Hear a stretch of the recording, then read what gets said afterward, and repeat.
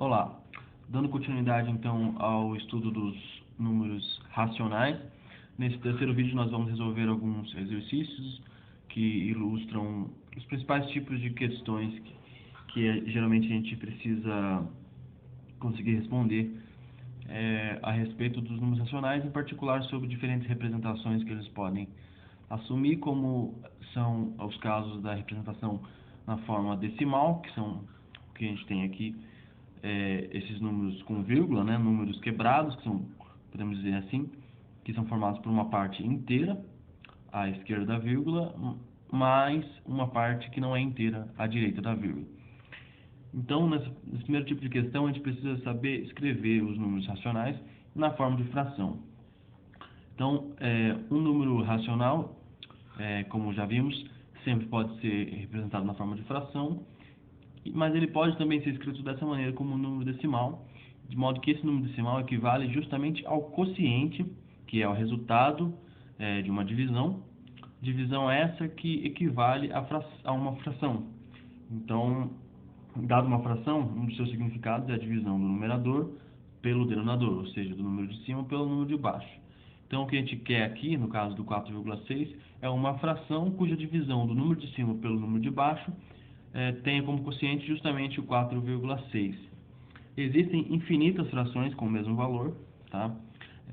Chamadas frações equivalentes, porém a mais simples de obtermos é aquela cujo numerador é o próprio número decimal, porém sem a vírgula. Então a gente copia o número dado ignorando a vírgula, e esse vai ser o nosso numerador, o número de cima da fração, e o denominador é uma potência de 10, conveniente, de modo que a divisão tenha como quociente o 4,6. Bom, 46, para a gente dividir e obter 4,6 como resultado, devemos dividir o 46 por 10.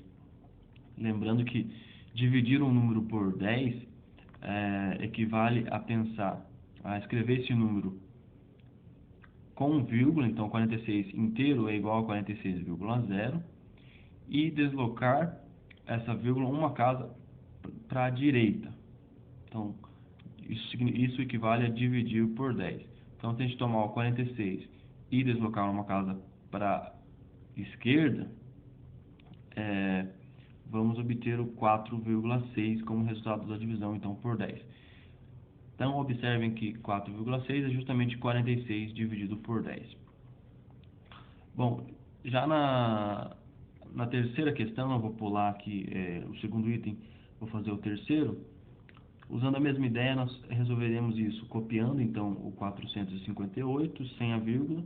Nesse caso, podemos ignorar também o zero, que como está à esquerda, ele não faz diferença no valor aqui, nessa representação, né, como número inteiro.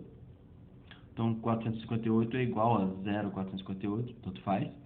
E como denominador, a gente vai escrever, então, uma potência de 10. Potência de 10 sempre vai se iniciar com 1 e vai ser seguido de zeros. A quantidade de zeros com que a gente vai formar a potência de 10 correta para formar essa fração vai ser a mesma quantidade de dígitos à direita da vírgula na representação decimal do número. Então, a gente observa a parte não inteira do número, que é após a vírgula ou à direita da vírgula, conta a quantidade de dígitos presentes, no caso é 3, então essa será a mesma quantidade de zeros na potência de 10 que forma o nosso denominador. Então, o denominador aqui é 1000, que tem 3 zeros, e essa quantidade vai ser sempre igual à quantidade de dígitos à direita da vírgula na representação decimal do número. Então, a fração é 458 sobre 1000. E esse é o mesmo padrão que a gente vai adotar para resolver qualquer outro tipo de problema semelhante. A gente copia o número dado, ignorando a vírgula, e coloca como denominador a potência de 10 conveniente, de modo que a divisão do número de cima pelo de baixo seja esse número decimal dado. E o denominador conveniente será dado, então, pela potência de 10, cuja quantidade de zeros é igual à quantidade de dígitos à direita da vírgula nesse número. Eu vou interromper esse vídeo para ele não se prolongar, e no próximo nós resolveremos um outro tipo de questão. Até breve.